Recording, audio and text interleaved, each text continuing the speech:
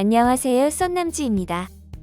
오늘은 열대어가 질병에 걸렸을 때 어떻게 치료하고 그 후 회복의 과정은 어떻게 진행이 되고 또 어떻게 관리를 해야 하는지에 대해 알아보겠습니다.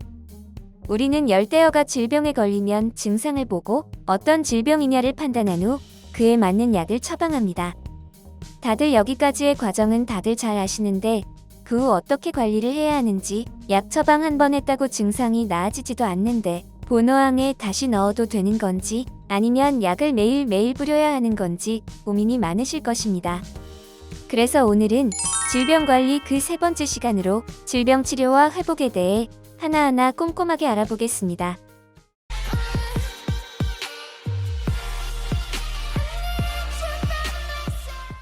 서두에 말씀드린 대로 열대어가 아프다면 제일 먼저 해야 할 것은 그 질병이 어떠한 질병인지를 먼저 아는 것이 중요합니다.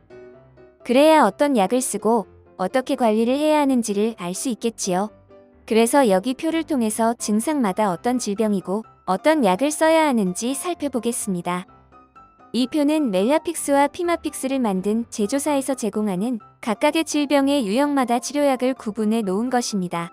꼭 이 약들을 사용하라고 보여드리는 것은 아니고 이런 증상에 이런 약들을 써라 하고 친절하게 적혀 있어 물생활 하시는 분들에게 도움이 되는 자료이기에 보여드립니다.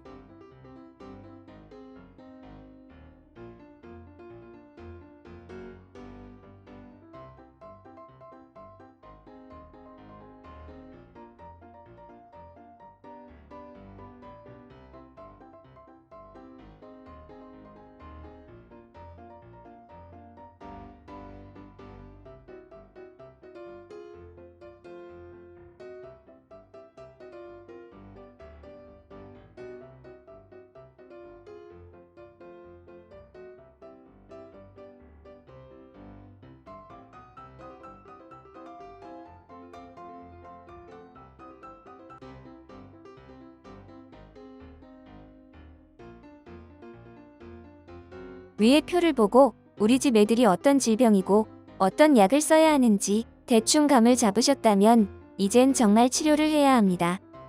먼저 멜라픽스와 피마픽스를 이용할 때입니다. 멜라픽스와 피마픽스는 수조 전체에 뿌려도 되는 약입니다. 따로 격리를 할 필요는 없고 증상이 있을 때 수조 전체에 뿌려주는데 38리터당 5ml를 7일 동안 매일 같은 시간에 넣어주면 됩니다. 그렇게 해서 일주일이 한 사이클이 되는 방식입니다. 그러니 최소한 일주일은 약을 뿌려야 합니다. 이렇게 하면 질병도 치료가 되고 예방도 되니 어항 전체에 뿌려주는 것도 좋은 방법이나 아무리 안전한 약이라도 문제가 생길 수 있기에 저라면 질병들이 발생을 하면 최초 어항 전체의 약을 살포한 후 아픈 애들만 따로 골라내서 격리 후 치료를 하고 본어항에는 최소 1번이나 2번 정도만 뿌려서 예방을 하는 식으로 운영합니다. 본어항은 그렇게 하면 되고 격리한 애들은 집중 치료를 해야 하는데 이때 필요한 것들이 있습니다. 먼저 최소 2리터 정도의 작은 수조 2개가 필요합니다. 그리고 수조에 공기를 불어넣어줄 기포기와 콩돌이 있어야 합니다. 그리고 해당 질병에 맞는 약들을 준비해 주시고요. 열대어의 에너지를 보존하고 치료의 효율을 높일 수 있는 천일염도 준비합니다. 그리고 계량할 수 있는 전자저울과 약을 정확하게 넣을 수 있는 주사기나 일회용 스포이드도 준비합니다. 일회용 스포이드는 이런 식으로 100개인가 1000개가 들어있는데 한 번 구비해 놓으면 여러 군데 사용할 수 있습니다. 이렇게 준비해 놓은 후 격리어항에 물을 채우고 아픈 애들을 넣어주고 여기에서 약을 이용해 일주일의 사이클을 돌립니다. 매일 약을 넣어주고 다시 매일 환수를 해줘야 하는데 먼저 약을 넣고 24시간 후에 100% 환수하고 환수 후 다시 약을 넣는 방식이면 됩니다. 격리통이 2개 필요한 이유가 여기에 있는데 나머지 격리통에 샘물을 받아서 바로 이동해주면 되니 1개일 때보다는 2개일 때가 좋습니다. 약을 일주일 처방했다고 바로 증상이 완화되면 좋겠으나 대부분 바로 증상이 좋아지진 않습니다. 이후부터는 완전히 완치될 때까지 매일 환수와 2에서 3일에 한 번씩 소금을 넣어서 삼투압을 이용해 에너지를 보존해주는 방식으로 관리를 합니다. 그리고 치료 도중에 밥을 주느냐라는 질문들을 많이 하시는데 위에 서술한 것처럼 치료의 기간이 대부분 길기 때문에 밥을 주지 않으면 굶어 죽을 수 있으니 꼭 밥을 주셔서 에너지도 채워주셔야 합니다.